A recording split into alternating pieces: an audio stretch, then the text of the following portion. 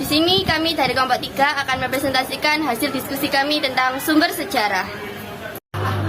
Di sini saya akan menjelaskan tentang sumber sejarah primer. Sumber sejarah primer adalah data utama yang diperoleh langsung dari subjek dan objek penelitian. Dalam penelitian, sumber sejarah primer disebut juga dengan arsip. Menurut Lohanda, arsip merupakan sumber utama dikarenakan keberadaan arsip yang tercipta pada waktu bersamaan ketika suatu peristiwa bersejarah terjadi. Contoh sumber sejarah primer pertama yakni fosil. Homo floresiensis merupakan spesies manusia purba berukuran kecil yang mendiami Pulau Flores.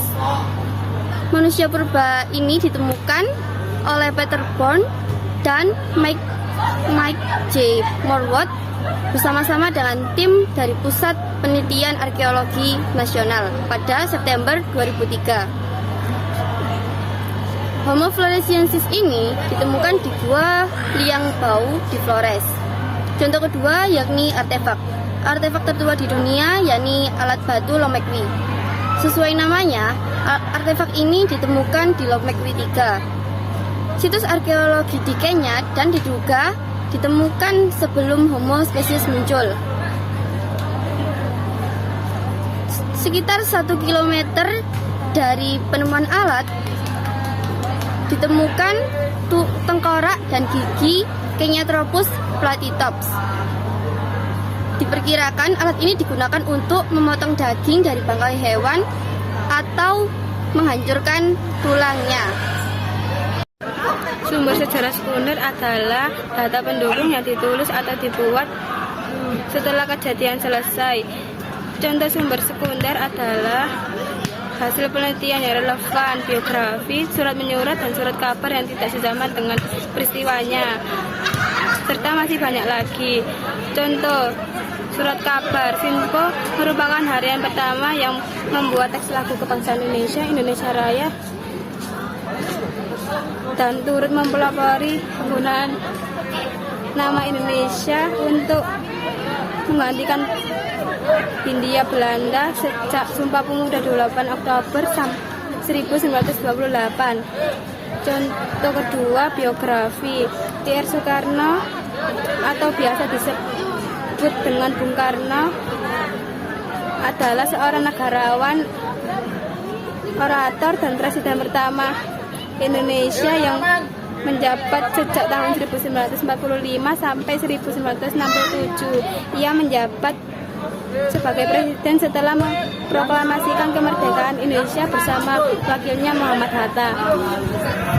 Tertulis adalah sumber sejarah yang didapatkan dari peninggalan-peninggalan peristiwa pada masa lampau berupa tulisan dan catatan. Contoh prasasti, dokumen, dan lain-lain. Contoh prasasti. Prasasti Yupa adalah sebuah prasasti yang merupakan peninggalan dari kerajaan Kutai.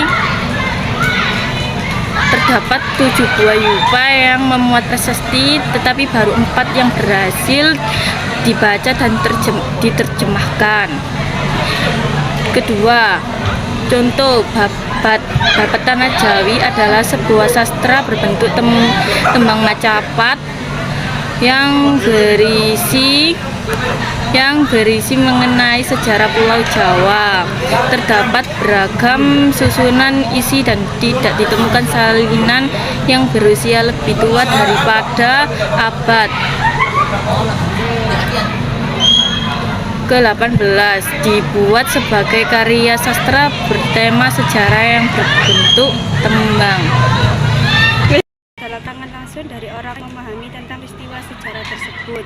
Selain diperoleh dari orang-orang tersebut, sumber sejarah dapat diperoleh dari orang-orang atau kerap yang memahami tentang sejarah secara rinci. Contoh tradisi lisan. Sangkuriang adalah cerita rakyat serta legenda masyarakat Sunda. Legenda tersebut menceritakan terciptanya Danau Bandung, Gunung Tangkuban Perahu, Gunung Bukit Tunggal Legenda. Sangkuriang awalnya merupakan sejarah tradisi lisan. Tertulis mengenai legenda ini pada naskah Manika yang ditulis dari daun lontar. yang berasal dari akhir abad ke-15 atau abad ke-16 Masehi. Yang ketiga yaitu contoh tradisional lisan. Cerita rakyat Malin Kundang menceritakan tentang seorang anak yatim piatu yang bernama Malin Kundang yang bertumbuh menjadi pria kaya yang berhasil di kota. Namun ia mengingkari dan melupakan janji ibunya, sehingga ibunya mengutuk menjadi batu.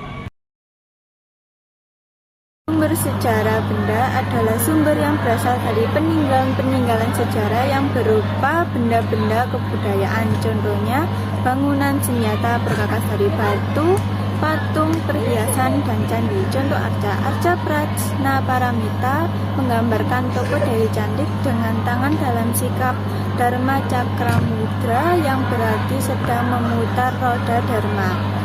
Kaki arca dalam posisi Padmasana, yaitu kedua kaki disilangkan sehingga telapak kaki kanan dan kiri berada di atas kedua paha. Contoh candi. Candi Borobudur adalah candi atau kuil Buddha terbesar dalam dunia dan salah satu monumen terbesar di Indonesia.